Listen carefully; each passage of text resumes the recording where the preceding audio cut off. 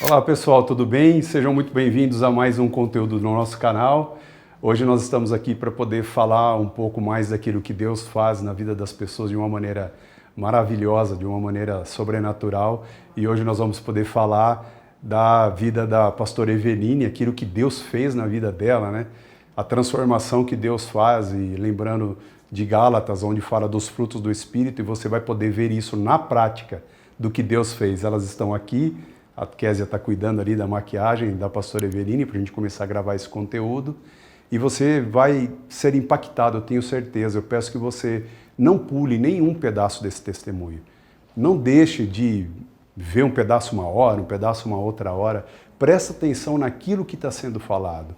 É um conteúdo muito rico, é muito forte o que Deus fez na vida da pastora Eveline e com certeza pode fazer na sua vida, na vida de uma pessoa que leva uma vida fora da palavra do Senhor, fora daquilo que realmente é uma vida transformada. E eu sei que esse testemunho vai falar com você, eu tenho certeza que esse testemunho vai impactar a sua vida, vai falar em algum ponto, em algum lugar, vai falar com você também. E peço que você deixe o seu comentário aqui embaixo de onde você está falando, de que cidade você está falando. Se você passou por alguma situação, como a situação que você vai ouvir agora também, deixe seu comentário aqui embaixo, eu tenho certeza que vai encher o seu coração, eu tenho certeza que esse conteúdo vai falar com você. Acompanhe então agora o testemunho da pastora Eveline e a maravilha que Deus fez na vida dela, na casa dela.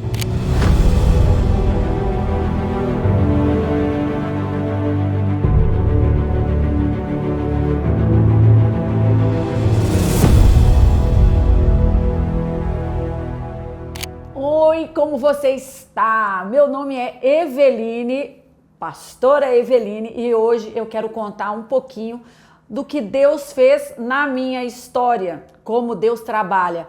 Eu costumo falar que Deus é muito estrategista. Você imagina só confundir um pastor com um caseiro de uma chácara? Pois é, fica aí comigo, assiste esse testemunho, porque eu tenho certeza que o Senhor vai falar com você em algum momento. Então, não assista correndo, com pressa, ache um tempinho. Se começou, não deu tempo, pausou, volta depois, porque certamente a palavra de Deus, ela gera inúmeros frutos, como fez na minha vida. E agora eu oro para que atinja muitas pessoas o meu testemunho. Então, vamos comigo. Nasci em Belo Horizonte, sou mineira, você vai perceber aí pelo sotaque, antes que você perca tempo pensando, de onde que ela é, né? Sou de Belo Horizonte. Nasci em Belo Horizonte, um lar que se dizia católico, mas não eram praticantes. E meu pai sempre defendeu muito um ponto de vista que lamentavelmente não está na Bíblia dessa forma, mas ele dizia assim, você pode acreditar no que você quiser. Quando você for adulta, aí você escolhe se você quer seguir esta religião, você vai definir na sua vida adulta.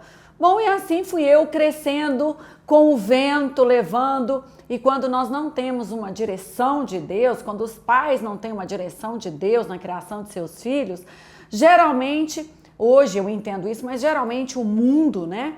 Ou seja, as trevas vão tomar conta, vão puxar para si, para fazer essa educação espiritual oposta à que Deus tem. Então, eu cresci dessa forma. Meus pais, eles procuraram fazer realmente, como todos os pais, um excelente trabalho, eu tenho certeza disso. Mas nada disso vai isentá-los de algumas falhas graves que hoje na fase adulta e como mãe que já sou, eu entendo que poderiam ter sido evitadas. Você deve estar se perguntando, como assim? O que eles fizeram?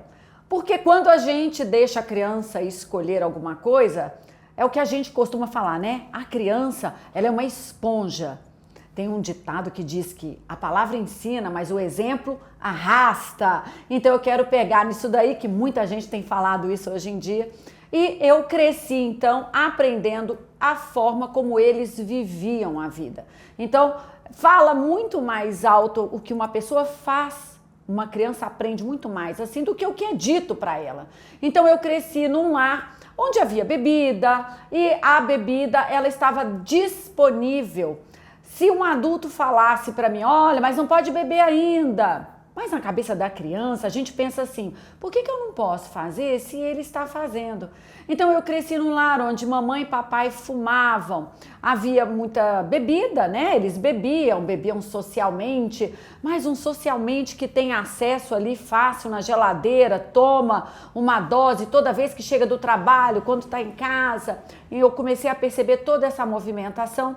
Então, aos 7 anos de idade, eu comecei a dar os meus primeiros goles, escondidos, mas meus primeiros goles em bebidas com cachaça, que se fazia em Minas, né? Misturava ali chocolate, leite condensado, mas havia cachaça, guaraná, me lembro ainda da receita. Olha, irmãos, como é importante a gente entender que o que a criança presencia, o que ela aprende, o que ela vê, fica na cabeça da criança. Por isso que a Bíblia diz o contrário do que eu falei para vocês, que meu pai tinha um posicionamento que, quando você crescer, você escolhe. A Bíblia diz o contrário, coloca na cabeça da criança, incute a palavra, porque quando ela crescer, ela não vai se esquecer. Então eu comecei aos 7 anos dando goles em bebidas alcoólicas. Acho que minha mãe não tinha muita ideia disso, mas eu esperava ela ir dormir. Eu abria a geladeira, sabia como fazia, eu tinha visto ela fazer e eu colocava um pouquinho e bebia. Quando havia uma junção de parentes em eventos, se fumava e às vezes pegava o finalzinho, aquela guimbinha, jogava pela janela. Eu me lembro que primos, as crianças que estavam ali, a gente falava, vamos pegar o que jogou pela janela. Então a gente pegava de novo, às vezes a guimbinha ali, né, que a gente chamava assim, e acendia, brincava de fumar. E não somente isso, eu também tive acesso a revistas que não eram de forma alguma para a minha idade, né, com nudez, revistas que adultos às vezes acham que é normal ficar vendo, pode até melhorar, né, o relacionamento marido e mulher, mas deixa eu dar uma pausa e falar para você, isso nada mais é do que uma cilada, algo nocivo, tanto para os casais e principalmente se cair na mão de criança. E caía na minha mão, eu sabia onde havia, onde era escondido, então o esconderijo não devia ser tão bom assim. Por que eu estou falando todas essas coisas? Eu quero que você entenda de onde eu vim, o que era a minha infância, o porquê de todo esse testemunho ser lindo e realmente falar desse poder infinito de Deus, que Deus não tem uma impossibilidade para o Senhor, não há nada impossível para esse Deus. Então eu vim gerando neste meio e eu fui crescendo achando tudo isso correto. Fumar, beber, ver alguma revista com nudez, né?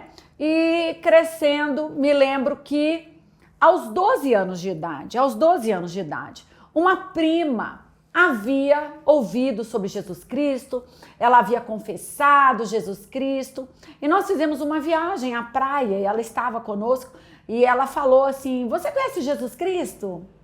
E eu falei assim, Jesus Cristo que a gente chegou aí na missa, que eu ia poucas vezes à missa. E para mim a missa era um local de dar risada. Por que eu falo isso? Porque precisava ser um silêncio absoluto. E você falar para uma criança que está conversando com outra, você não pode fazer barulho, não pode rir. Era a mesma coisa que falar assim, ria. Então a gente tentava segurar o riso. Então para mim a missa era um local que eu já falava, ai meu Deus, eu vou naquele local onde é um silêncio absoluto e certamente eu vou dar risada e minha mãe vai ficar brava, alguém vai ficar muito nervoso comigo. E quando ela perguntou se eu conhecia Jesus, eu falei, eu não sei. E ela começou a contar o testemunho que ela havia sido ministrada sobre um Jesus que liberta, que salva. E eu me lembro que com 12 anos aquilo foi entrando dentro de mim, eu achei lindo. E pode parecer que naquela hora eu deveria ter tido a minha conversão e jamais ter me afastado dela. E eu gosto muito da minha história porque certamente, é o que eu disse no início, ela vai falar com você em algum momento. Então eu conheci aquele Jesus e ela falou assim, vamos confessar Jesus? E eu falei, vamos confessar Jesus. E ela fez a oração, eu falei que aceitava Jesus. Me lembro que na sequência, não lembro quem me deu, eu ganhei uma Bíblia pequenininha e eu comecei a ler, 13 anos. Nessa época eu saí de Belo Horizonte e me mudei para a cidade de Campinas. E ali eu havia já me afastado desta minha prima. E eu li a Bíblia, e eu me lembro que comecei a ler menos, lia um pouco mais, e foi ficando esquecido na minha mente, mas mesmo assim, de vez em quando, eu me pegava pensando, eu preciso ler a Bíblia, tem tanto tempo que eu não leio a Bíblia, mas a mamãe não lia a Bíblia, meu pai sempre se dizendo um ateu. Eu tenho 2 irmãos, uma irmã e um irmão. A minha irmã também começou a ler a Bíblia, mas assim, aquela coisa de criança sozinha. E agora eu vou falar algo interessante para você. Cuidado com aquilo que você tem ouvido, com aquilo que você tem visto, com coisas que você tem presenciado. Às vezes você está me assistindo aí, você é cristão, você está aí só para ver como Deus é maravilhoso, mas eu quero também trazer um recado. Cuidado com essas pequenas, mas muito efetivas ciladas que Satanás coloca na nossa frente. Qual foi a minha cilada? Eu me deparei com um horóscopo. Parece uma coisa tão inofensiva, não parece? E eu me lembro que uma amiga tinha o hábito de ler horóscopo e ela começou a falar assim, não, a gente precisa ler antes de brincar, antes de sair, antes de ir para uma festa e vamos ler horóscopo. E eu falei assim, mas eu lembro que a minha prima disse que o crente não tem signo, não lê. E aí aquelas dicas, né? Não tem nada a ver. Não tem nada a ver, você continua sendo crente, você só vai ler o horóscopo só para ver, só para brincar. E eu comecei a brincar lendo horóscopo. E eu falo que eu não percebi, e até agora eu não consigo me lembrar qual foi o momento da transição. O momento da leitura da palavra para só ler um horóscopo e já me considerar uma total afastada do evangelho. São sutilezas que o mundo diz que é normal, que não tem nada a ver, que você se coloca ali suscetível àquilo, mas as trevas elas abrem por uma brecha, elas abrem uma grande oportunidade na nossa vida. E aos 14 anos eu já sei que eu não servia mais a esse Jesus e eu comecei a ter uma revolta muito grande dentro da minha vida. A fase da adolescência, que todo mundo diz, é complicado, os hormônios, né? A aborrecência. Não profetize isso para o seu filho adolescente. Não diga para ele que ele está entrando numa fase complicada, uma fase difícil. Por que eu falo isso? Você começa a trazer uma autoridade para o mundo espiritual verdadeiramente atuar na vida do seu filho, do seu adolescente, com dificuldades, confusões mentais. Eu quero falar para você. Se Deus é um Deus de todas as coisas, o criador de tudo, ele é criador também da fase da adolescência. Então comece a profetizar bênçãos sobre o seu filho adolescente. Hoje eu consigo fazer essa história com os meus filhos. Eu sempre falo, vocês são bênçãos, não haverá hormônios que vão transformar vocês em rebeldes, desobedientes, inconformados, confundidos, porque existe um Espírito, o Espírito Santo de Deus, que é o nosso Consolador, aquele que nos ensina, nos aquieta. E aí eu comecei a ser revoltada e eu ouvi aquela coisa, adolescência é complicada mesmo, ai, que saco, adolescente em casa. E eu comecei a me rebelar muito. E eu lembro que eu comecei a querer falar muito palavrão. Na época, meu pai falava quando bebia, com parentes, com amigos. E aí, o meu pai, sempre muito rígido, ele falava, você não pode falar palavrão. E ele ficava revoltado, ele queria me dar castigo, ele ficava muito nervoso. E aí, não pode, né? Não pode beber, não pode namorar, não pode. A criança, ela aprende mais com o que vê, com aquilo que é dito, adolescentes também. Então, às vezes você tá com um adolescente aí em casa e ele tá revoltado, parece que você fala, a gente não fala a mesma linguagem. Eu quero que você faça agora uma avaliação sobre a realidade que você tem apresentado para o adolescente, ou se o adolescente está me assistindo agora. Talvez a sua revolta não venha de ouvir coisas que não são feitas. Pessoas dizendo para você não beber e as pessoas bebem, as pessoas que têm autoridade sobre a tua vida, não fale palavrão e elas falam, não pode se insinuar, mas as pessoas têm acesso à pornografia e você sabe disso. Bom, a minha revolta foi essa. E eu realmente fui uma adolescente revoltada. Eu tinha ódio no meu coração, eu tinha muito ódio. Então eu abri muito as portas para que as trevas começassem a me usar como um instrumento neste mundo. Eu já não me lembrava mais da Bíblia, eu já não achava nem conexão. Quem era aquela menina com 12 anos que falou de Jesus? Falou de quem? E eu comecei a ter uma adolescência, namorando, namorava um, namorava outro, terminava, namorava mais um, namorava outro. E eu me lembro que aí começavam as regras, pode só beijar na boca, mas não pode fazer aquilo. E aí eu quero de novo falar com você que está me assistindo. Será que é para um adolescente, para um jovem, 12, 13, 14, começar a namorar? E eu sei que você pode estar aí assistindo e você deve ter ficado irritado se você é esse adolescente, ou se você, por um acaso, é um pai ou uma mãe liberal, ou mesmo que você não seja liberal, você simplesmente acha que precisa, porque vai começando a treinar, né? Vai treinando, namora um pouquinho, depois para, né? Uma coisa suave, um namoro leve. Eu não sei se você vai ter a competência que eu vou falar agora, mas meus pais não tiveram. Eu certamente não teria essa competência de estar o tempo todo junto com o adolescente, vigiando cada passo. Não tem como. Eu quero falar para você que isso é impossível. E olha, eu quero falar para você uma estratégia. Eu falo que Deus é estratégico, lembra que eu disse no início? Eu vou chegar naquela parte quando Deus permitiu que eu pensasse que o pastor fosse caseiro de uma chácara. Bom, vamos lá. Vocês, né, a adolescência, vocês gostam de jogar, né, desde muito pequeno. Essa é uma luta que nós temos hoje em dia. Mas vocês gostam de praticar, né, ver joguinhos. E eu não gosto muito disso, não gosto mesmo, não me adapto com isso. Mas eu escuto, né, as brincadeiras e passamos de fase. Nossa, agora eu peguei uma outra fase. E Deus me deu este ponto, porque Deus é estratégico, para falar na linguagem jovial. Eu expliquei assim para os meus filhos. Então, vamos lá. Quer namorar? Dá só beijinho, como as pessoas acham que dão o start, né? O começo para o adolescente, e ele vai seguir só o começo. Ah, a adolescência é criativa, né? E eu falei assim para eles. Então, vamos supor que dar um beijo na boca é a fase 1 do joguinho. E eu deixo vocês chegarem até a fase 2, aquele namoro, né, mais dentro de casa, mais assim, até o casamento, vamos supor 30 fases, vocês ficam na fase 2 por muito tempo.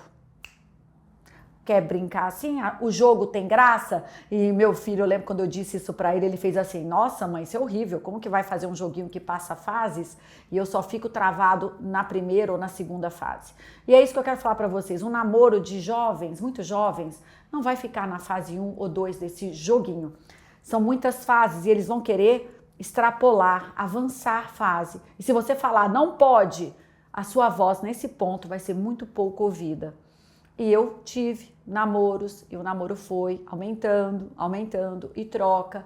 E a cada experiência nova, você não volta mais só para a primeira experiência. Você quer uma experiência a mais, uma experiência a mais. E isso é com a bebida, isso é com o cigarro, com o eletrônico, com joguinhos e com relacionamentos.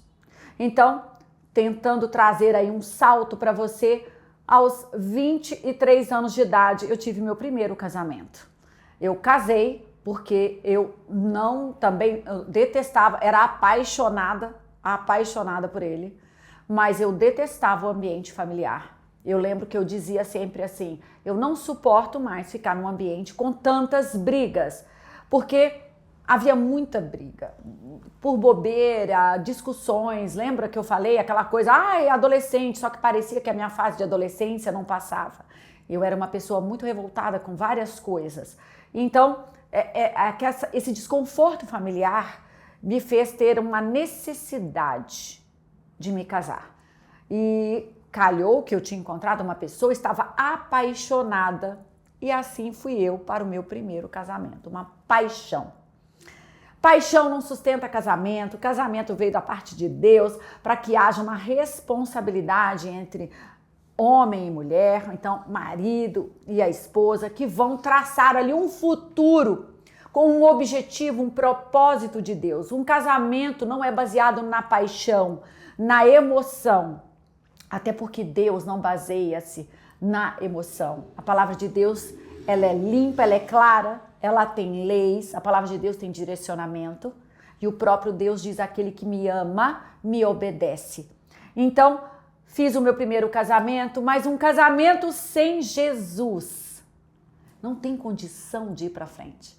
Não tem condição de ser muito bem sucedido. Um casamento sem Jesus é falta de perdão. Um casamento sem Jesus pode ter pitadas de traição. Um casamento sem Jesus, você acha que está numa crise que não há mais solução, porque talvez a paixão acabou. E a paixão, ela vai acabar. Porque a paixão, ela faz mal para o físico. Parece que a euforia faz muito bem, é maravilhoso, mas se você já se apaixonou, tenta lembrar. Quando a gente está apaixonado, a gente não dorme direito, a gente não come direito, a gente só vê qualidades na pessoa. Você quer uma coisa mais nociva do que isso. Você ter a sua mente tão perturbada por aquele sentimento que nem o defeito de uma pessoa com a qual você diz que vai ficar para a vida toda, você consegue enxergar. E no casamento, a paixão vai terminando, e acredito que isso tenha acontecido comigo e com meu ex-marido. Acabou um pouco aquela emoção, os problemas ficaram muito maiores e a falta de sabedoria de Deus para liderar uma crise conjugal me levou ao divórcio aos 28 anos de idade. Aos 28 anos de idade, então, quando tudo parecia que podia ficar pior, veio a certeza, né? Como diz aí a brincadeira.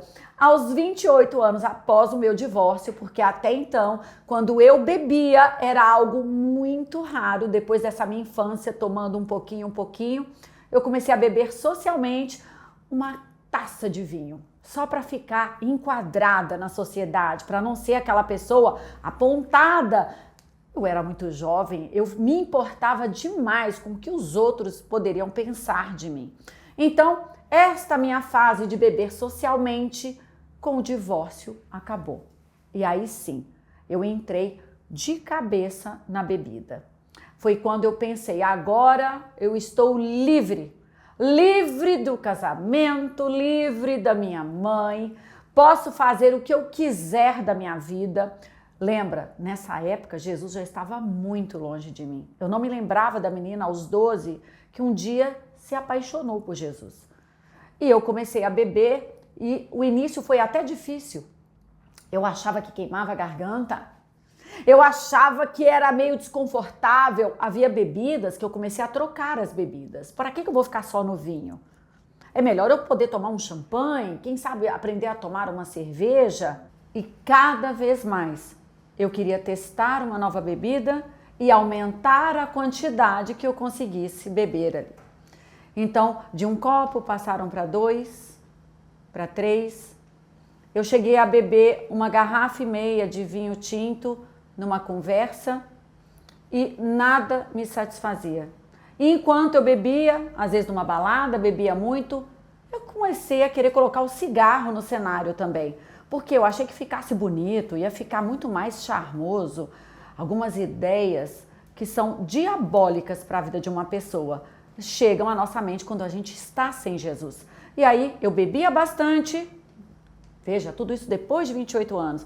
Então, com 30, 32, 33, bebia bastante, fumava o meu cigarro, comecei a fumar charuto também, porque eu achava que eu deveria melhorar, né? Trazer aí um upgrade para os meus vícios. E eu não posso deixar de falar, eu entrei também no vício da pornografia. Então, você vê aí uma pessoa divorciada, que trabalhava, que ganhava o dinheiro próprio, que tinha na mente que não havia limites. Quem é que vai mandar em mim? E assim eu comecei a viver a minha vida. Não vai ter ninguém que vai mandar em mim. Eu já me desvencilhei das ordens da minha mãe, me desvencilhei de todo o parecer de pessoas, eu não me importava mais e eu não tinha mais nada que pudesse me colocar limites. Então, não haveria de ser os vícios. Os vícios também, eu dei vazão a todos eles. Então, com 33, 34 anos, eu era uma pessoa que bebia demais, costumavam até me chamar de Total Flex. Na época, o carro Total Flex podia gasolina, pode álcool, e o meu apelido, então, pelas pessoas de trabalho era Total Flex. Qualquer bebida que me desse, eu iria tomar, eu iria ficar alta, eu podia beber até quase cair. Quando eu falava, não, agora eu tô passando muito mal. Então era algo vexamoso, mas dentro de mim parecia um ato de liberdade. É para provar para todo mundo que eu era uma pessoa empoderada. Então, fumava, bebia, viciada em pornografia. Foi quando fui chegando no meu auge da minha podridão. Vai chegar o momento do caseiro, que era pastor e não era caseiro, que eu disse antes. No meio de tudo isso, eu tinha amigos de balada, todas essas coisas. E eu me lembro que um dos meus amigos de balada também ia à igreja. E neste momento, apesar de, além, né, de não seguir nada das coisas de Deus, nem me lembrar mais daquela menina dos 12 anos que havia confessado Jesus, eu desenvolvi um ódio por crentes. Eu tinha ódio de quem viesse falar, Deus abençoe. Ah, Deus é poderoso, Deus... Eu comecei a ter ódio, mas um ódio profundo de frases que mencionavam Deus. Então, além de não seguir, eu odiava. E esse meu amigo, um deles, também ia à igreja. Então, me lembro que em alguns momentos, quando a gente bebia, ele talvez se sentisse ali... Eu não sei, eu não posso falar o que ele sentia, mas era como se fosse culpado. Na minha mente, ele estava se sentindo culpado, porque ele fazia as baladas sexta e sábado, e certamente domingo ele estaria na igreja. E eu me lembro que quando uma vez nós bebemos muito e ficamos sentados lá de fora, ali da balada, e ele começou a olhar para o céu e ele falava, Deus, Jesus, eu te amo, Jesus. E eu lembro que eu falei para ele assim, eu odeio você quando você começa a falar desse Jesus. A bebida em você traz isso, você começa a olhar para o céu e você começa a chorar. E naquele momento, para mim, ele não era mais meu amigo, eu tinha muita raiva dele. Dentro deste cenário, eu me envolvi com uma pessoa, e agora eu vou entrar num assunto bem mais profundo espiritualmente. Não saia daí, escute o meu testemunho, esteja em oração ouvindo o meu testemunho. Essa é a minha vida, o meu testemunho, e eu preciso trazer para você, porque certamente, como eu disse no início, esse testemunho vai falar com você, se não todo o tempo, trechos importantes Deus vai falar com você. Eu tive um relacionamento, um namoro com um rapaz que ele chegou a mim já de uma forma muito misteriosa. Eu me lembro que divorciada e as pessoas falavam, nossa, ela precisa casar de novo, tá muito perdida. Alguém me inscreveu num desses sites de namoro, não me lembro, me inscreveram. Quando eu vi, eu comecei a receber recados, porque haviam colocado isso daí, meu nome, meu telefone. E este rapaz, ele chegou muito certeiro até a mim. E ele começou a mandar recados e ele dizia assim, você foi feita especialmente para mim. E ao mesmo tempo que essa frase me irritava, algo me puxava para ele.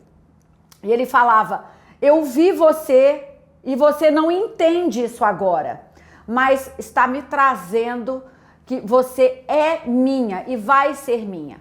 Como nessa minha caminhada de muito cigarro, muita bebida, eu me envolvia facilmente com leituras de cartas, tarô, com esoterismo. Eu tinha na minha casa, inclusive, uma bruxinha, que na época eu falava, é só uma brincadeira. Mas essa bruxa, ela continha um saco sujo com algumas moedas, e cada moeda que lançasse dizia o que aconteceria comigo. Então eu tinha muita conexão com o misticismo. Lembra, o horóscopo me tirou da fé em Cristo, e eu já não sabia mais e me envolvi profundamente com tudo que se dizia respeito que não fosse sobre Deus, sobre Jesus. Então, neste momento que eu conheci este rapaz que chegou a mim com esse dizer, eu sei que você foi feita para mim. O místico entrou na minha mente, apesar de me irritar, porque ele parecia que queria me dominar. Lembra que eu falei que ninguém mais mandaria em mim? Eu era atraída por ele, porque eu pensava que talvez o cosmos tivesse falado para ele. E aí eu começava a mexer com a bruxa que eu tinha em casa, aquela boneca, só para saber. E tudo me direcionava para ele.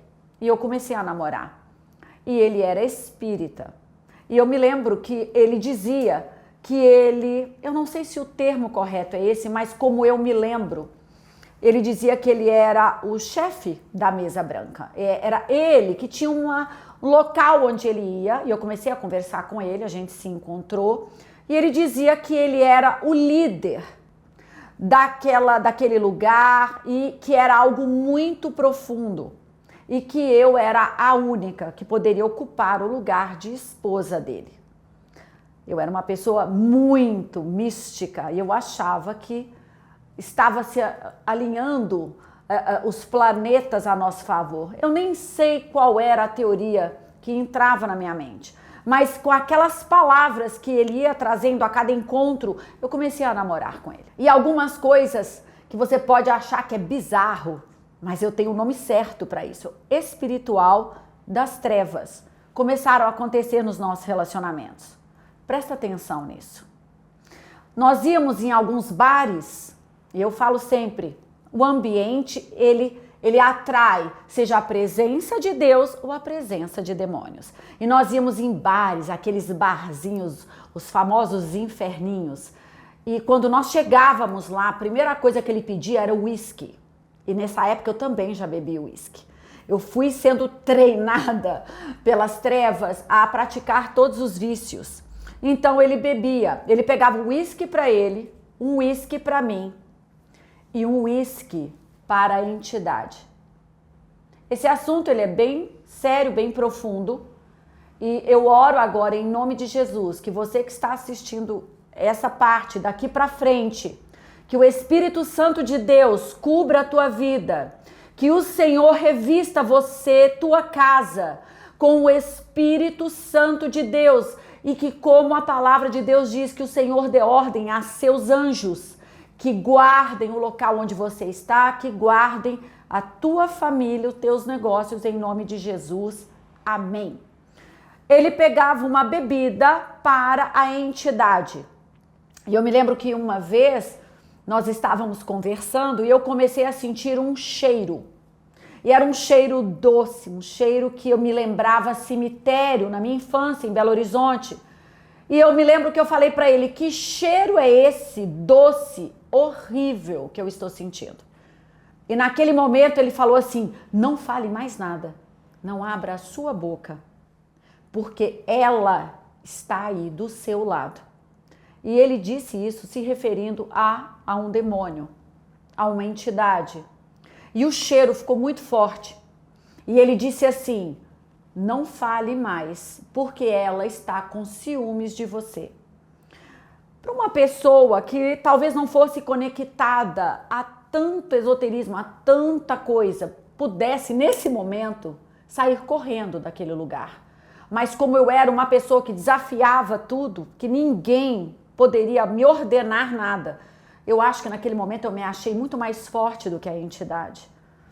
E aí o que aconteceu foi que o copo que estava, não era o copo, me perdoa, o copo estava ali, ele pegou o copo de uísque e ele colocou do lado que ele disse em que ela estava e falou, este é seu, falando com algo que estava do meu lado esquerdo. Eu naquele momento só fiquei quieta, mas eu não tive medo. Eu estava ali como uma desafiadora, uma pessoa com personalidade rebelde, que é assim que eu era, desse jeito eu era. E depois o copo de uísque começou a baixar. Eu olhei e eu achei aquilo fantástico. Eu estava vivendo algum mover que era além da capacidade humana. E ele falou, é por isso que você é minha escolhida. E quando ele falou isso, eu estava ali, o copo de uísque começou a baixar e ele falou assim, continua conversando comigo como se nada estivesse acontecendo, está tudo sob controle. E eu continuei a conversar com ele, Passado um tempo, um cinzeiro de vidro pesado, nós estávamos numa mesa que parecia de pedra. O cinzeiro, ele começou a andar na mesa fazendo um zigue-zague e com muita violência, sozinho. O cinzeiro fez o zigue-zague e parou na boca do meu estômago. Nesse momento, ele se assustou e falou assim, eu preciso fazer algo. porque a entidade está violenta para o seu lado. E aí ele acendeu um cigarro e ele colocou o cigarro aceso de pé no chão e falou: este é o seu, e falou novamente para a entidade. Depois de tudo aquilo, ele falou assim: está chegando o momento de você participar comigo das sessões que eu faço. E ele me disse algumas coisas assim: você precisa entender que quando eu estou com a presença do ser superior, ele dizia que era o ser superior, e ele me disse algo: os meus olhos saltam para fora. Eu sei que você pode estar assistindo isso nesse momento e pensando assim: eu acho que essa pastora não é muito boa da cabeça, não. Nunca vi um negócio desse. Essa pastora não... Mas lembra, eu não acreditava nas coisas do Senhor. Eu estava ali recebendo tudo. Eu estava sendo treinada para ser esposa de uma pessoa que se dizia autoridade onde ele trabalhava para os espíritos. E ele começou a me contar alguns fatos sobre ele estar ali comigo, e ele dizia assim: só um minuto, eu vou me materializar em outro lugar agora. E ele fechava assim o olho e ele falava: pronto, fulano de tal já me viu em tal lugar, tá tudo certo. E eu falei: nossa, isso é muito diferente. E eu ali quase que ansiando por isso, né? E eu falava: isso é muito diferente. Eu me lembro que eu saí daquele encontro e comecei a contar para as pessoas exatamente isso que eu estou contando para você aqui agora, que está me assistindo. E o que acontecia é que quando eu contava isso, tudo ao meu redor mexia. As cadeiras tremiam, bancos tremiam, as mesas tremiam. E eu falava para a pessoa: tá vendo como eu não estou mentindo? Que existe uma autoridade que a gente não conhece? Deve ser bom servir essa autoridade. E comecei a tramar todas as coisas ruins na minha cabeça, achando que esse era o caminho. E quando algo dava de errado com a minha vida, eu olhava para cima e falava assim: a culpa é sua, Deus, só pode ser. Eu nem acredito que você exista, mas só pode ser você que está interferindo nos meus negócios aqui da terra. A falta de conexão é grande, né? Nós podemos falar que não acreditamos nesse Deus, não servimos a esse Deus, não professamos a fé nele, mas somos todos criados por esse Deus. E como criação deste Deus, eu tinha algo que em mim era um buraco. Parecia tudo muito certo, mas uma revolta, ela permanecia e ela só crescia dentro de mim. Eu tinha ódio de inúmeras situações. Quando eu planejava algo e na minha mente já não havia mais limites. Se eu quisesse o emprego de alguém, eu simplesmente procurava alguma coisa, algum rito para arrancar a pessoa daquele lugar. E eu encontrava pessoas que faziam essas coisas. Então a vida parecia fácil, me incomodou, arranca, tomara que morra, será que não dá para fazer algo para morrer? E tudo baseado em muito ódio, muito ódio. E ao mesmo tempo, quando dava errado alguma coisa, a culpa era de Deus. Um Deus que eu dizia que não existia. E essa frase, eu morava num loft sozinha, lembra, divorciada. E eu olhava para o alto e eu dizia assim: a culpa só pode ser sua. Eu estava me referindo a Deus. Eu odeio você. Você nem existe. E aí eu dizia uma frase. E eu vou te mostrar como Deus falou comigo lá na frente. Usando esta frase que eu dizia para Deus, enquanto eu dizia que ele não existia, que ele atrapalhava os meus sonhos, que o melhor era seguir as trevas, aquele movimento. Eu falava assim: você não existe. Porque se você existir, venha grande para cima de mim. Porque se você vier pequeno, eu falava olhando para o alto. Mas Deus não existe, como que eu olhava para o alto? Algo dentro de nós já nos direciona para o alto, onde está assentado nosso Deus, no alto sublime trono. E o nosso Senhor Jesus, à sua direita, assim diz a palavra de Deus. E eu falava: porque se você vier pequeno, sabe o que eu vou fazer com você? E eu tinha a audácia de olhar para o chão. E eu fazia assim, e pisava, como eu fazia com a guimba de cigarro, quando eu jogava no chão e apertava com o pé para apagar. Eu falava: tá entendendo? Você não existe. Se existir, vem grande, hein? Porque senão, ó, eu piso em você. Vamos chegar até o momento da estratégia do Senhor na minha vida. Lembra que eu falei para você que eu tinha um amigo que ia para balada, mas também ia para a igreja? Vamos entrar agora naquilo que Deus fez. Qual foi o plano maravilhoso do Senhor para a minha vida? E eu gosto de contar essa história porque tem pessoas que falam assim: não, pastora, porque Deus só chega na vida de alguém se a pessoa pedir muito, se a pessoa clamar. Eu falo, olha, o Senhor, Ele pode vir e tocar na nossa vida da forma que Ele quiser, segundo a soberania dEle, a justiça, o amor e a graça desse Deus. Porque somente pela graça Deus olharia para mim e falaria: você precisa ser salva para não morrer e não morrer cedo. Porque quem bebe, dirige, fuma e pratica todo tipo de imoralidade sexual, somente a morte aguarda. E este meu amigo um dia ele falou assim para mim: você precisa me encontrar. Eu morava em São Paulo, meus pais moravam em Campinas. Ele falou assim: você precisa me encontrar para a gente planejar a nossa grande balada no fim de semana seguinte. Ele falou, né? No fim de semana que vem, que nós vamos fazer em Campos de Jordão.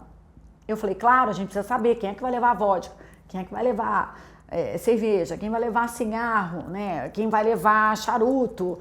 E eu era a master de charuto, eu gostava de providenciar um charuto, um charutinho, uma cigarrilha, eu achava fino demais. Então eu me colocava à disposição para providenciar essa parte de fumaça. E ele falou assim, mas tem um detalhe, eu não vou estar em São Paulo. Eu falei, nem eu. Esse fim de semana, para a gente conversar, eu vou estar em Campinas. Ele falou, não tem problema, eu vou estar em Indaiatuba. Eu falei, o que você tem lá? Ele falou, lá nós temos uma chácara, a família tinha uma chácara. E nós vamos estar lá nos reunindo, vai ter o pessoal da igreja. Mas você vai lá só pra gente conversar, porque eu não consigo sair de lá. E você vai lá e a gente conversa. E eu me lembro que eu falei pra ele assim, o quê? No meio de crente? E eu fiz assim, detesto crente. Eu tenho vontade de vomitar quando eu vejo crente. E ele fez assim, nossa, não precisa tanto, né? Ele falou assim, mas eles não vão fazer nada com você. Você vai lá pra gente discutir a balada. Pensa, tem um propósito melhor nisso. Só que eu imagino no céu o grande propósito que havia nesse encontro, nessa chácara em Indaiatuba. E eu me lembro que eu falei pra ele assim, tá bom, quando é que é pra eu ir na sua chácara? Ele falou, a gente se encontra no sábado lá, pode ser? Eu falei, pode, sexta-noite eu tô indo pra Campinas. Ele falou, sexta-noite eu estou indo lá pra Indaiatuba. Indaiatuba e Campinas é relativamente perto. Eu falei, tá bom. Fui pra casa da minha mãe morando em Campinas, e eu me lembro que eu falei assim, bom, mamãe ama essas coisas de ouvir falar de Jesus. Porque a minha mãe sempre gostou de ir em todas as religiões. E num encontro prévio, a minha mãe conheceu esse amigo.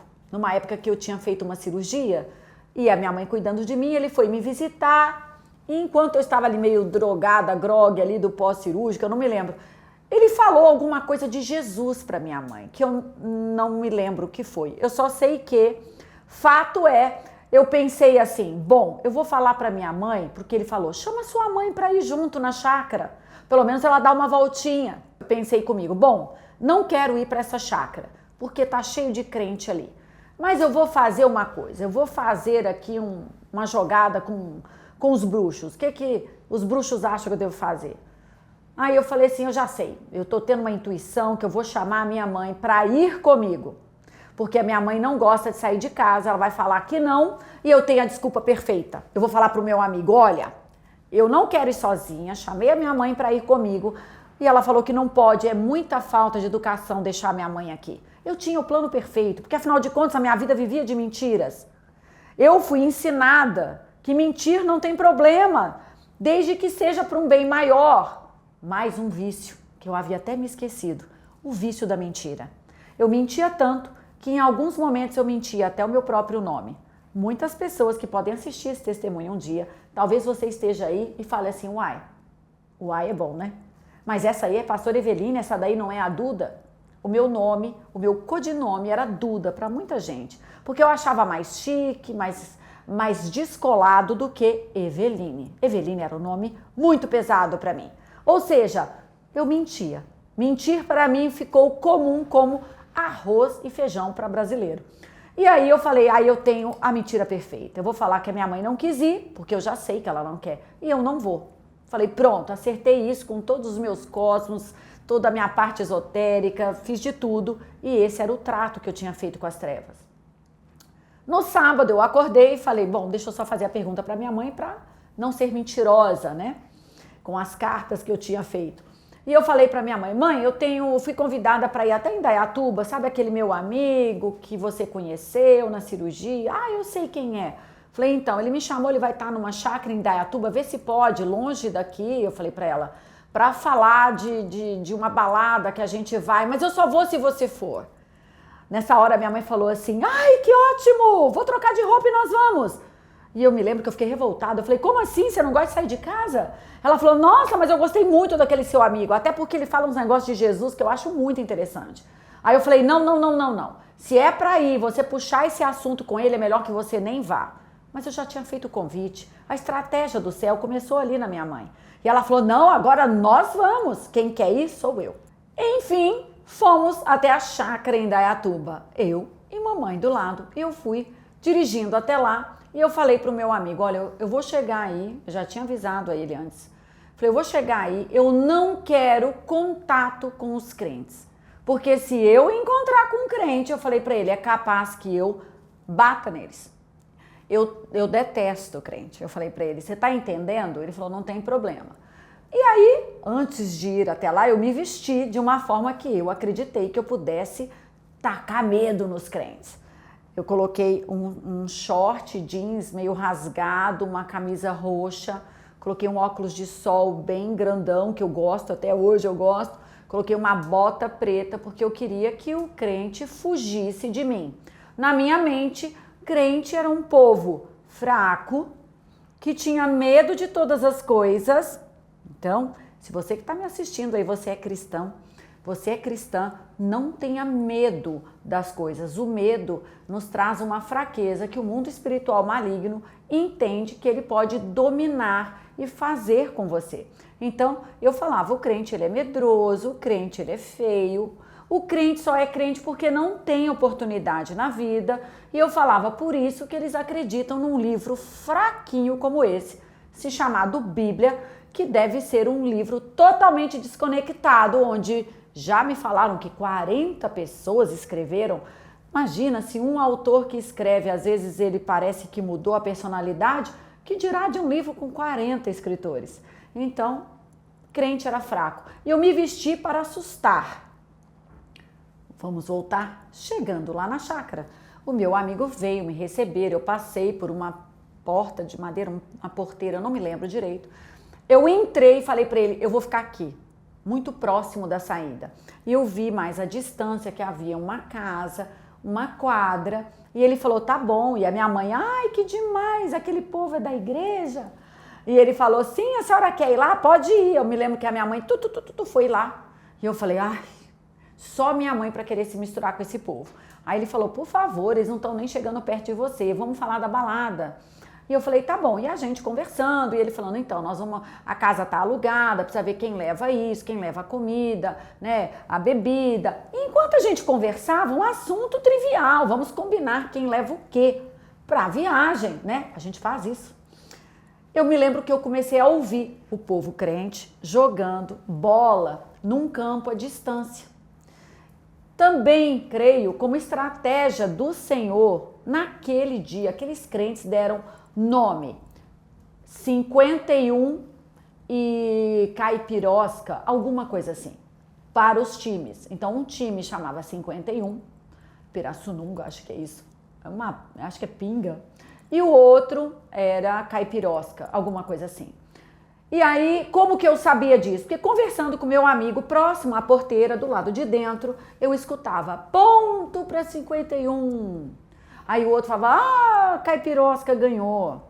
E aquilo foi me irritando profundamente, profundamente. Eu não consigo dimensionar o ódio que foi crescendo em mim. E eu me lembro que eu parei a conversa com ele, eu falei assim, você tá vendo por que eu não gosto desse pessoal da igreja? Ele falou assim, o que foi agora? Eu falei, você não tá ouvindo o absurdo? Esse povo nem deve beber e ele está colocando o nome de Pirassununga, de Caipirosca, e eu ainda fiz uma piadinha. Eu falei para ele assim, nem para dar o nome de uma bebida fina, uma bebida cara.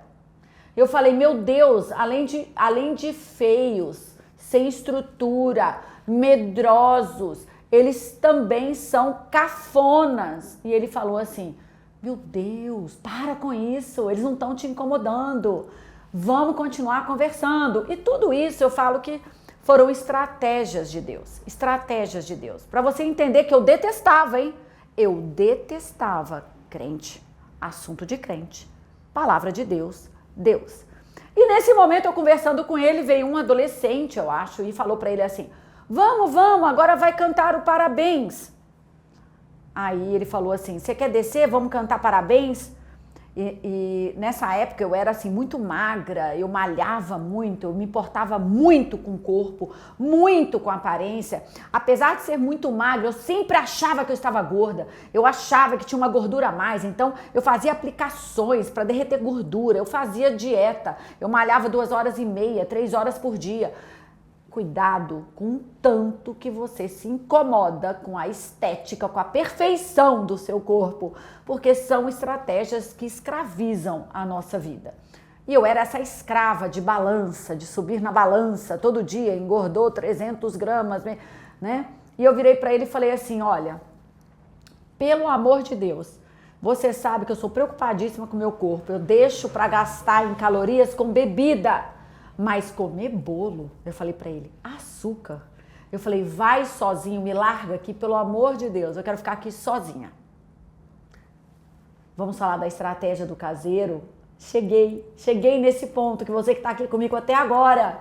E a partir de agora, você vai viver junto comigo mais uma vez, e a cada vez que eu conto esse testemunho, você vai viver essa grandiosidade de um Deus que muda toda e qualquer história. Não desista de orar por ninguém. Não fale, isso é muito difícil para Deus. Eu venho aqui contar o meu testemunho, me expor desse jeito, porque é para a glória desse Deus.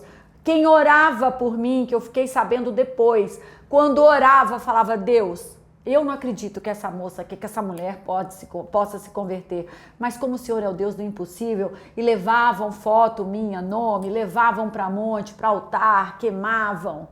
A palavra de Deus diz que a oração de um justo muito pode em seus efeitos. Eu sou fruto da oração de pessoas que me conheceram. Eu conheci alguns cristãos na minha jornada, que me traziam alguns versículos e eu detestava, eu ganhava DVDs com louvores, eu quebrava, mas Deus enviou essas pessoas, elas oravam por mim. Naquele momento em que eu fiquei sozinha ali por trás daquele portão, né, de madeira, achando maravilhoso estar ali sozinha, porque afinal de contas aquele povo ia sair da quadra, eles iam cantar parabéns, eu estava ali sozinha e chegou um senhor com uma camisetinha velha, um short velho, um chinelo de dedo em que o pezinho dele estava saindo para fora. E ele veio comendo um pedaço de bolo e sentou num banco próximo ao que eu estava ali. Quando eu olhei, eu falei, bom, este certamente é o caseiro dessa chácara. Deixa o caseiro aí, eu pensei, é um miserável. Deixa esse homem comendo esse bolo, já que ele está acima do peso, porque ele era meio cheinho, eu falei, vai ficar mais fora do peso ainda. E ele se sentou ali comendo bolo. Mas não demorou muito, vieram uns 2, 3 adolescentes, sentaram na frente dele e fizeram uma meia-lua em frente daquele homem. Eu achei aquele cenário tão engraçado. Eu pensei, o que esses adolescentes querem com esse caseiro? E eles começaram assim a conversa. Conta de novo, como é que aconteceu?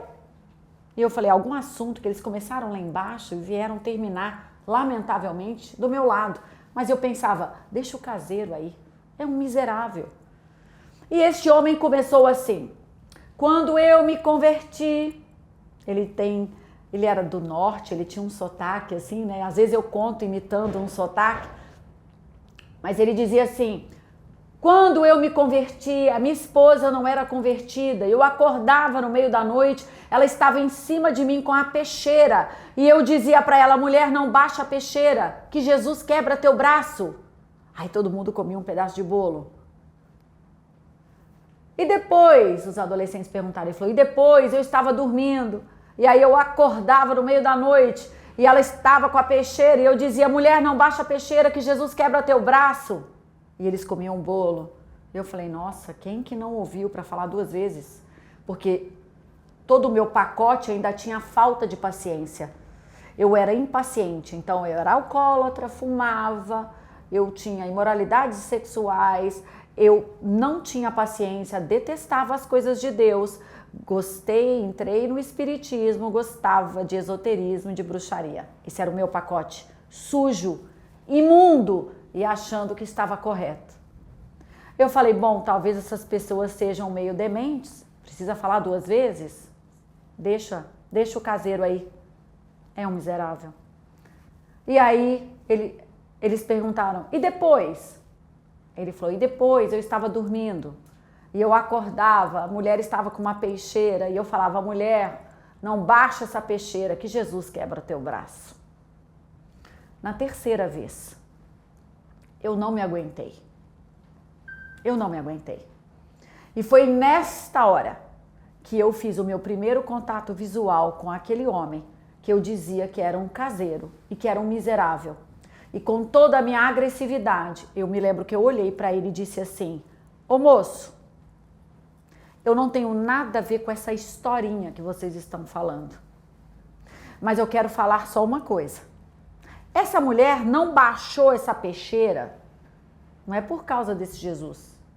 É porque, e eu peço perdão a você agora que está ouvindo, mas eu preciso contar para você um pouquinho da grosseria com a qual eu me comunicava. Então, cuidado com a sua forma de falar. Você é estúpido, você é grosseiro, você fala palavrão o tempo todo. E pior, você se diz um cristão? Reveja a tua forma de se comunicar, porque a doçura, a educação faz parte do Espírito Santo de Deus. Voltando, eu virei para ele e falei, esta mulher só não baixou a peixeira sobre você, porque você certamente tem um rabo tão grande que você está sentado em cima dele. Nessa hora esse homem olhou para mim, assim como estou olhando para você.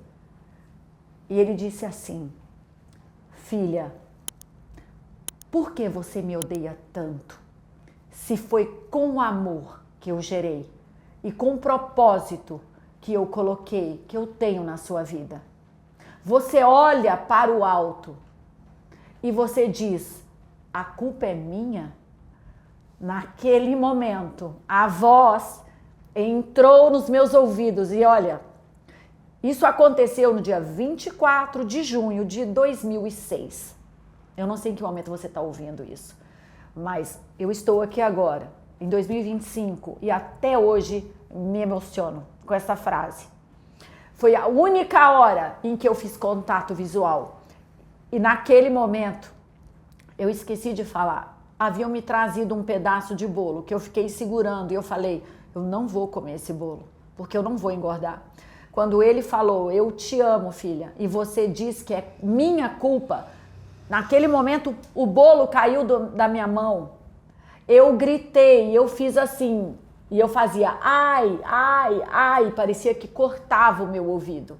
Era uma voz de trovão. E eu não sabia. Depois eu vim conhecer a história de Paulo. Quando Paulo, no caminho para Damasco, ele foi para perseguir os cristãos.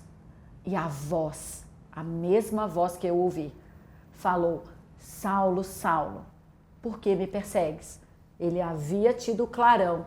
Ele ficou ali sem enxergar, cego por 3 dias. E a palavra de Deus diz que a voz, como um trovão, entrou em Paulo. E Paulo pergunta, Senhor, quem és tu? Naquele momento eu sabia que aquela voz era a voz de um pai.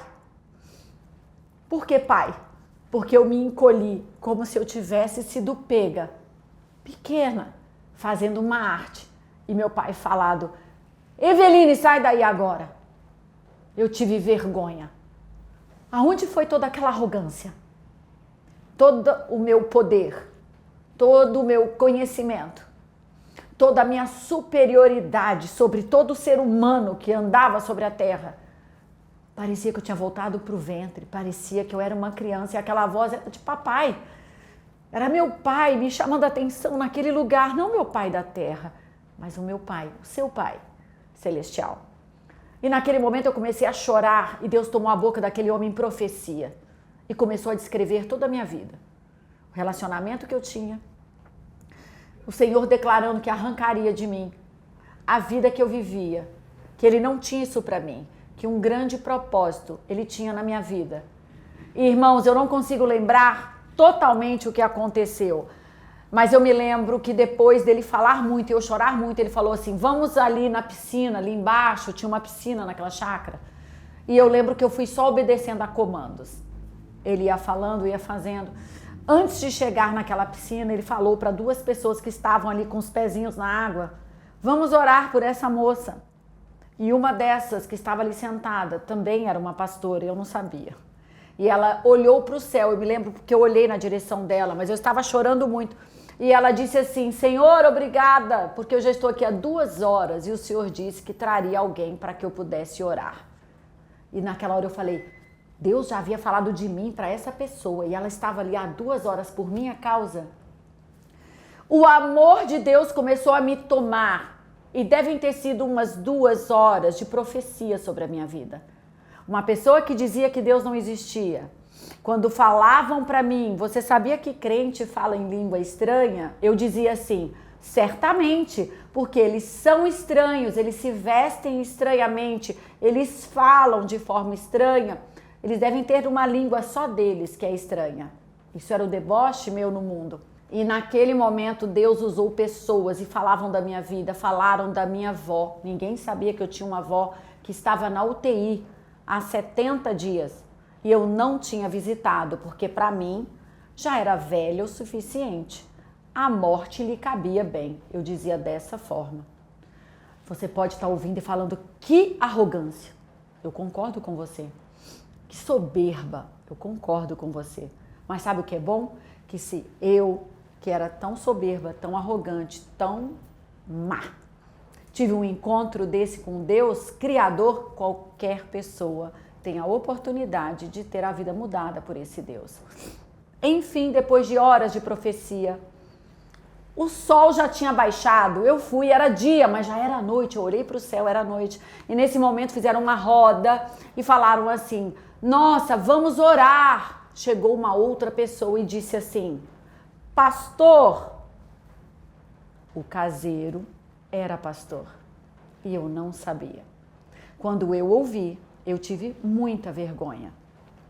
E um outro pastor disse, pastor, vamos levá-la, a fazer a confissão de Jesus? E o caseiro, que era pastor, disse assim, claro, pastor. E eu falei, meu Deus, se eu soubesse que eu estava com pastores tão próximos a mim, talvez eu tivesse corrido daquele lugar. E eles fizeram uma oração, você quer confessar Jesus como seu Senhor? Eu me lembro que eu falei sim, porque eu tinha medo de tanto crente em volta e eu chorando, mostrando toda uma fragilidade que não estava programada. Não fazia parte do meu script. Lembra? Eu queria bater nos crentes. E aí naquele momento eu me ajoelhei e eles fizeram a oração. Eu confesso o Senhor Jesus como meu Senhor, único Salvador. Fiz a oração. O que nós cristãos chamamos de apelo. Vamos fazer o apelo. Quem quer se arrepender e confessar o Senhor Jesus Cristo. Eu não sabia o que eu estava fazendo. Eu não tinha feito nenhuma oração parecida dessa forma. Mesmo aos 12 anos, eu só disse que gostava de Jesus e queria ler a palavra. Mas eu não me lembrava disso. E ali eu confessei Jesus. Confessei Jesus e todo mundo começou a celebrar. Eu estava confusa, sem saber o que estava acontecendo. Mas algo estava mudando dentro de mim. Foi feito um culto, eles adoraram, enquanto o louvor tocava, só eu chorava e eu tinha muita vergonha, porque eu falava, eu estou muito exposta nesse lugar. Eu não tinha espaço para exposição emocional, eu devia esconder todas as coisas. E foi dando a hora de ir embora, todo mundo ia embora, eu também ia embora, já era noite e eu já estava exausta, eu já tinha chorado. Ali já tinham passado umas 3 horas, 4, desde o momento que Deus usou a boca daquele pastor que eu achava que era caseiro para falar comigo. Eu estava exausta. Na hora de ir embora, Deus levanta uma outra pessoa que fazia parte daquele ministério e disse assim para mim: Deus tem mais para você. Você recebe? Eu me lembro que eu estava com a minha bolsa aqui, a minha mãe pronta para ir embora. E quem era eu para dizer não? Eu já não havia entendido nada do que tinha acontecido naquele lugar. Eu me lembro que eu deixei a bolsa no chão, eu falei, tá bom. E ele falou assim, mas tem que ser debaixo daquela árvore. E eu olhei, tinha uma árvore próxima, eu falei, tá bom. Chegamos ali debaixo da árvore, Deus começou a tomar este homem novamente em profecias. Foi quando ele disse, estenda a sua mão direita. Eu estendi e ele perguntava, o que você vê aí? E eu comecei a falar, sem saber exatamente o porquê eu estava falando. E eu dizia, uma aliança de noivado.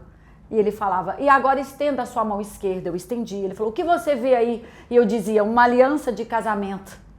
E ele falava, assim digo eu, Senhor, para você, você noivará desta vez e você casará.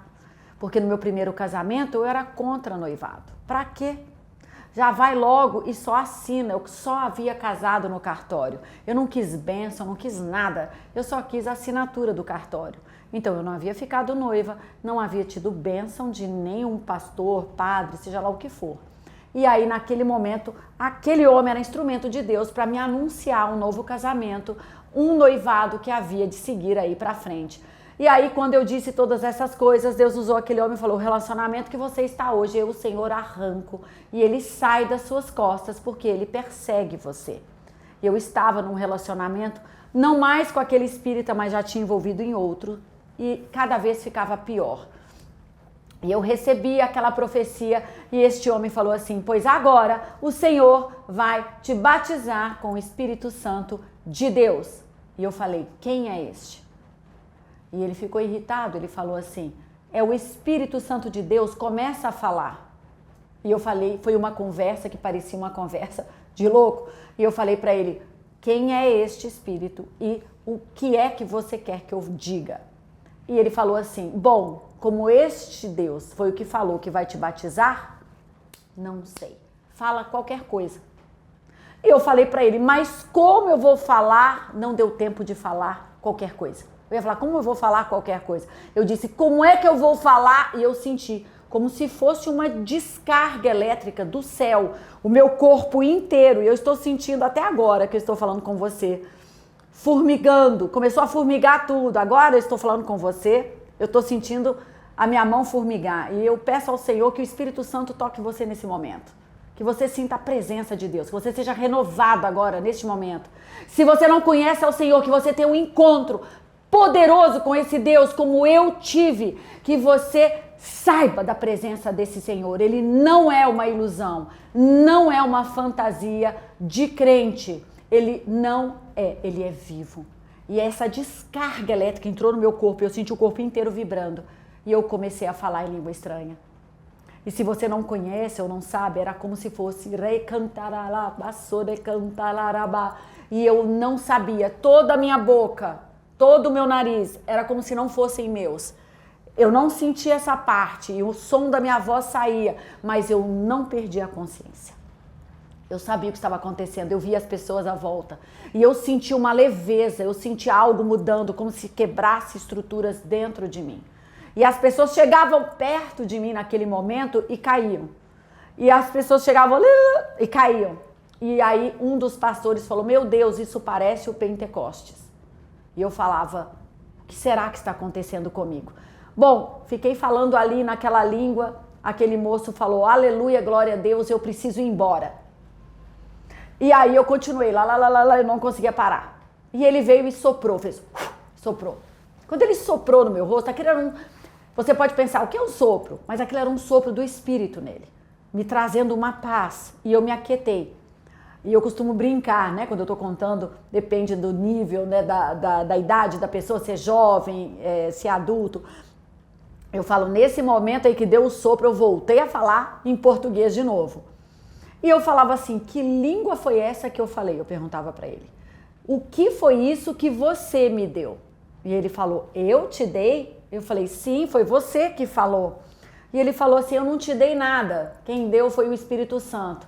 E aí ele completou, e dá licença, que já tá tarde e eu preciso ir embora. E ele passou por mim, quando ele passou por mim, eu, uma mulher que trabalhava fora, independente, lembra, autônoma, ninguém manda em mim. Eu peguei a minha bolsa e imediatamente eu quis pegar um cartão e entregar para ele, para que houvesse uma troca de cartões de negócios. Mas aquele homem era muito simples. E eu entreguei um cartão, ele falou, o que é isso? Eu falei, para que você me ligue para me dar novamente essa dose, porque eu não sei o que é, mas a leveza que eu estou sentindo, eu nunca senti antes. E ele falou assim, eu nunca te dei nada, foi Deus. E ele soprou de novo, ele fez... E eu comecei de novo.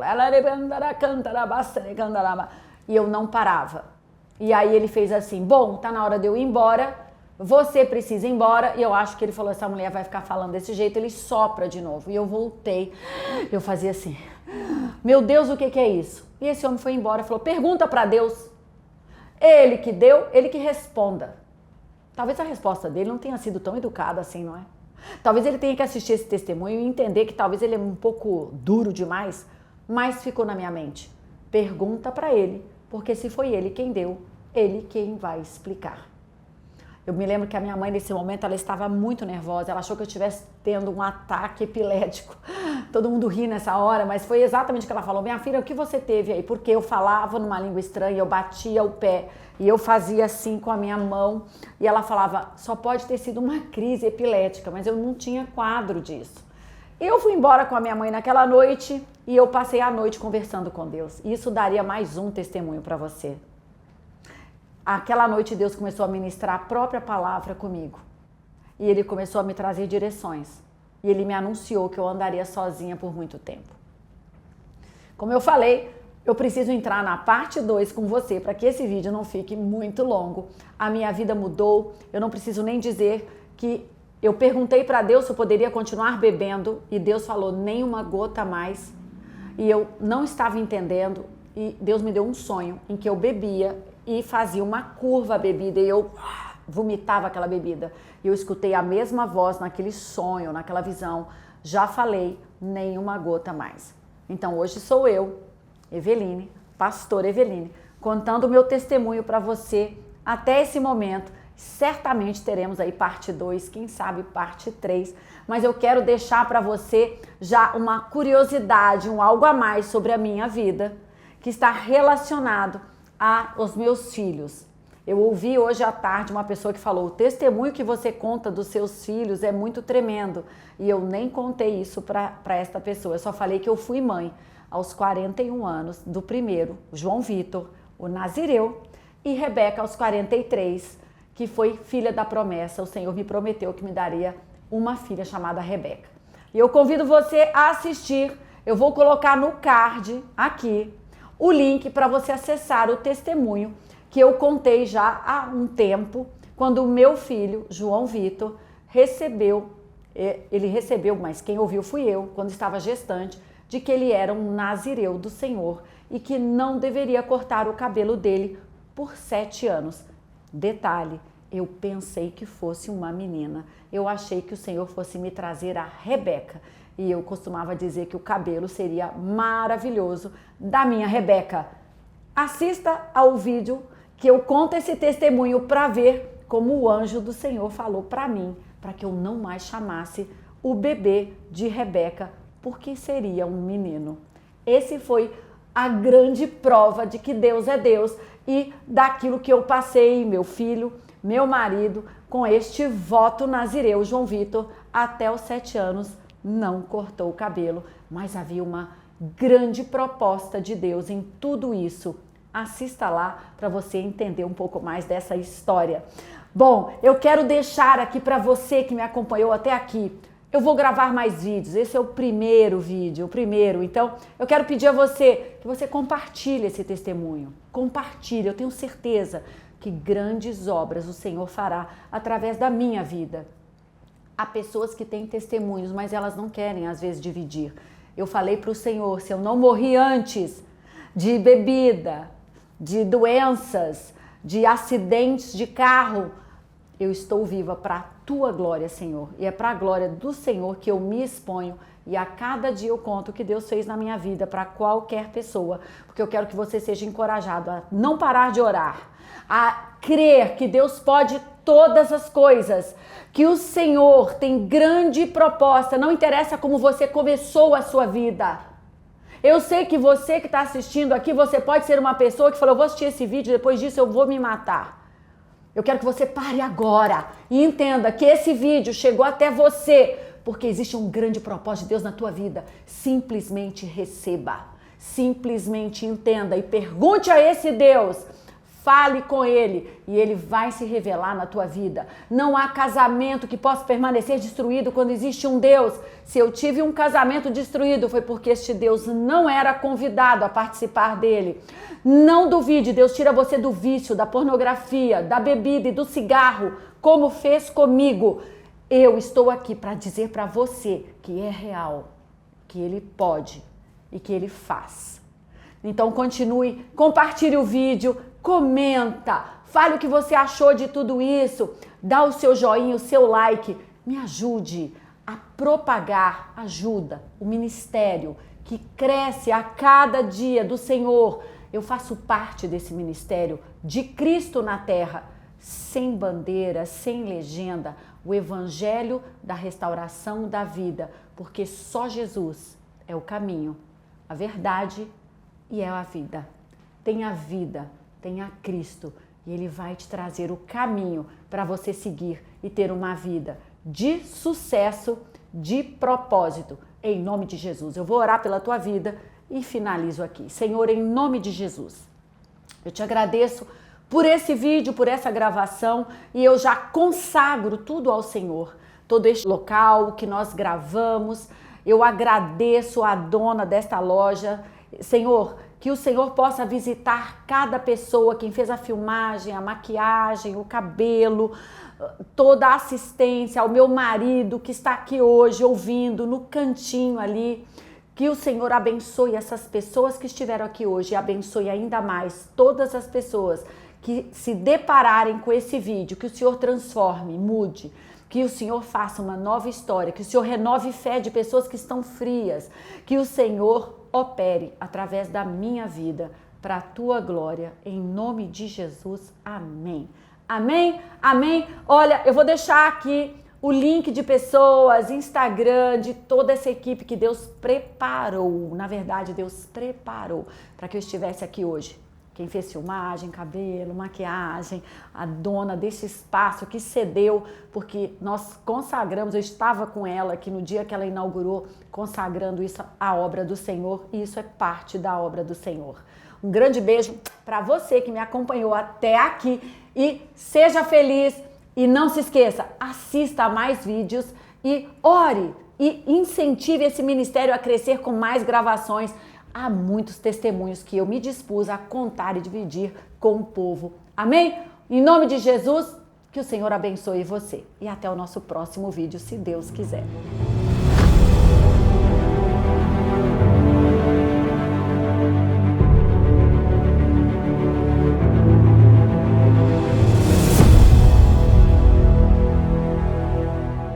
E para você que acabou de ouvir essa maravilha que Deus fez na vida da pastora Eveline, eu quero pedir que você se inscreva no canal, deixe o seu joinha aí, o joinha que tem aí embaixo no vídeo, compartilhe esse conteúdo com mais pessoas que precisam ouvir, que precisam ser impactadas com esse testemunho. Aqui embaixo eu vou deixar também os canais da pastora Eveline para que você também conheça o canal do YouTube dela, o Instagram dela, até da loja mesmo, onde foi cedido o espaço para a gente gravar o testemunho dela, para vocês terem contato ao conteúdo da loja. A Kézia, que está ali, acabou de fazer, está só retocando a pastora Eveline para a gente fazer uma sessão de fotos agora. Eu vou deixar o contato de todo mundo aqui embaixo no comentário do vídeo, para que também possa abençoar a sua vida, em nome de Jesus.